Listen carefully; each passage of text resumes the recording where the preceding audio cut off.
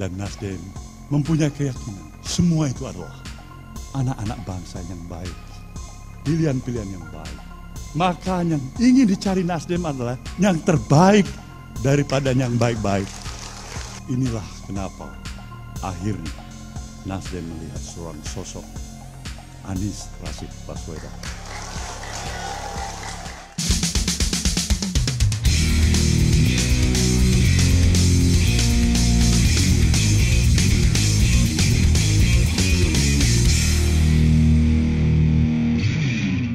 Dari kemarin di timeline saya penuh dengan berita Anies Baswedan resmi jadi calon presiden di Partai Nasdem. Berita ini malah mengalahkan berita yang lagi hangat tentang tragedi sepak bola di Malang dan KDRT yang dialami oleh Lesti Kejora. Menarik memang, suhu politik sudah mulai memanas dan menarik juga membahas langkah Surya Paloh kenapa pada akhirnya memilih Anies Baswedan sebagai capres resminya Nasdem. Jangan salah ya, Surya Paloh termasuk politikus ulung yang diakui di negeri ini. Manuver-manuvernya kadang-kadang salah dibaca oleh pihak lain dan itu memang salah satu kelebihannya. Dan menarik juga untuk membaca strategi apa yang sedang dilakukan oleh Surya Paloh sekarang. Kenapa Nasdem tiba-tiba mengumumkan secara resmi calon presidennya adalah Anies Baswedan? Bukankah itu menyakiti hati kader-kader Nasdem militan yang akhirnya pada mengundurkan diri karena dulu berseberangan dengan Anies waktu Pilgub DKI di tahun 2017? Kalau saya melihatnya beda ya. Saya melihatnya disinilah keunggulan Surya Paloh dalam memainkan gamenya di politik. Sebenarnya sejak awal pada waktu Nasdem membela Anies Baswedan dalam kasus Formula E di Jakarta, saya itu sudah agak heran. Kok Nasdem bisa belok begitu ya? Dan saya baru mencoba paham ketika seorang teman bercerita kenapa Nasdem seolah mengorbankan idealismenya dengan membela bahkan mengusung Anies Baswedan. Sebenarnya dengan membela Anies dan mengangkatnya sebagai calon presiden dari Nasdem, kemenangan itu ada di Nasdem, bukan di Anies. Anies itu nggak punya partai, dia juga bukan kader dari sebuah partai. Dia hanya beruntung menjadi gubernur DKI karena politik identitas yang dimainkan. Dan sebenarnya hampir semua partai senang dengan model pemimpin seperti Anies Baswedan. Partai lo ya, bukan rakyat. Kenapa? Karena Anies itu penurut. Dia akan melakukan apa saja yang diminta oleh partai asal ambisinya untuk menjadi nomor satu tercapai. Jadi dia bukan tipikal pemberontak yang keras kepala. Pokoknya partai pasti senanglah dengan Anies yang seperti boneka. Bisa di setel sesuai keinginan yang partai punya. Karena itulah Nasdem langsung mengambil sikap untuk membela Anies Baswedan sejak kasus Formula E beredar. Nasdem menjadi seolah-olah bodyguardnya Anies. Dan dengan menjadi pengawal Anies, maka Anies pasti akan merapat ke Nasdem dan berteman baik dengan mereka. Ini jebakan Nasdem yang pertama. Jebakan kedua, Nasdem langsung mengumumkan Anies menjadi calon presiden resmi. Anies pasti senang lah. Siapa sih yang gak senang dicalonkan partai supaya ambisinya tercapai? Yang Anies gak paham, dia sebenarnya hanyalah alat buat Nasdem untuk tujuan mereka yang lebih besar, yaitu bargaining politik kepada partai lainnya. Nasdem itu sadar suara mereka itu kecil di parlemen dan mereka nggak bisa mencalonkan presiden tanpa koalisi dengan partai-partai lainnya. Makanya mereka curi start dengan calonkan Anies supaya mereka diberitakan oleh media-media dan partai lain akhirnya menengok ke Nasdem. Inilah salah satu strategi curi perhatian ala Surya Paloh. Nah, pertanyaannya lagi, kenapa kok Nasdem buru-buru mencalonkan Anies sebagai calon presiden resminya Nasdem? Coba ingat, awalnya Nasdem ingin umumkan capres resminya di bulan November nanti. Tetapi mendadak tanggal 3 Oktober Nasdem langsung tancap gas untuk umumkan Anies Baswedan sebagai calon presidennya. Nasdem jelas harus buru-buru lah.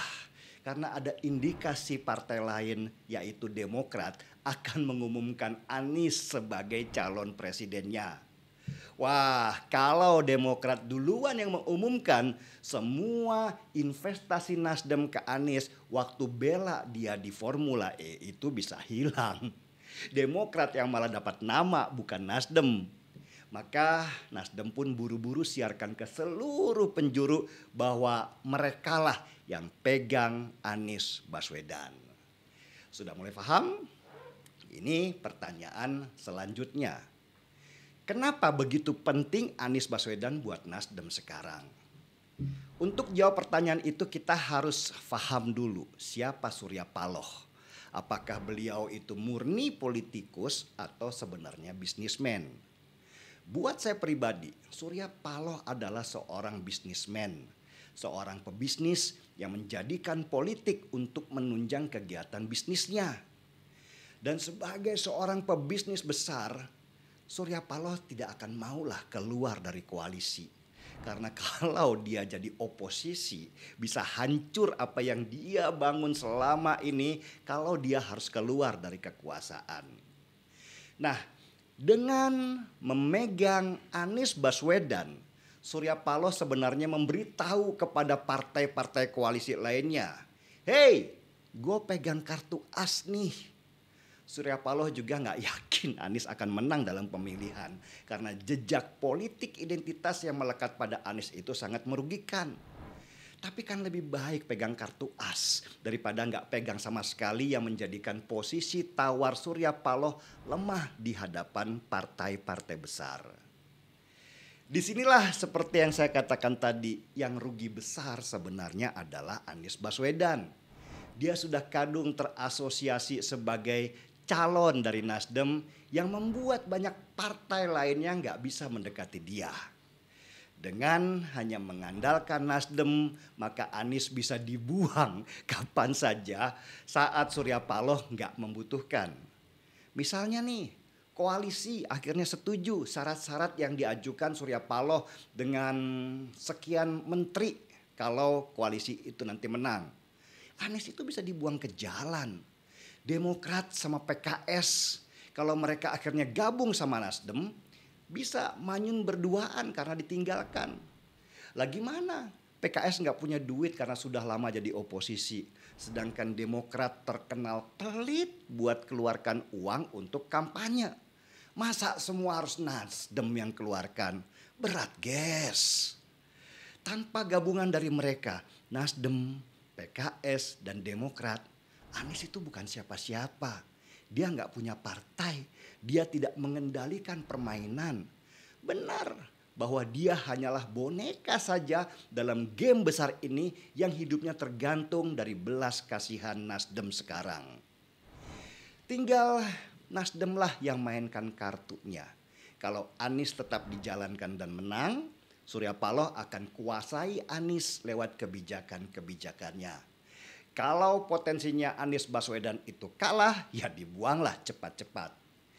Itulah politik. Di baliknya selalu ada nilai investasi yang dipertaruhkan, dan kalau sudah tidak bernilai, jangan harap nanti disapa. Surya Paloh itu pintar. Dia tahu masa pemilihan calon presiden itu masih sangat lama. Maka dia umumkan duluan supaya dia bisa mengklaim bahwa Anies Baswedan adalah miliknya Nasdem.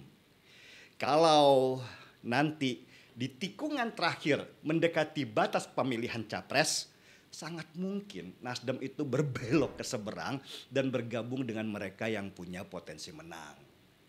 Kalau untuk sekarang ini bergabung dengan PDI Perjuangan dan Gerindra bukan hal yang menguntungkan Nasdem. Karena ada wacana dari kedua partai besar itu ingin jadikan Prabowo dan Puan sebagai calon presidennya. Tetapi nanti jika PDI Perjuangan akhirnya mencalonkan Ganjar Pranowo yang punya potensi menang besar, bisa jadi Surya Paloh akan cepat berpindah dan meninggalkan Anies Baswedan dengan ambisinya yang luluh berantakan. So teman, gak usah baperan. Inilah politik, dinamis dan cair. Gak ada teman di sana, yang ada hanyalah kesamaan kepentingan. Dan juga gak perlu setuju dengan analisa saya, karena bisa jadi benar, bisa jadi juga salah. Hanya waktu nanti yang menentukan. Yang penting kita seruput kopi bersama-sama.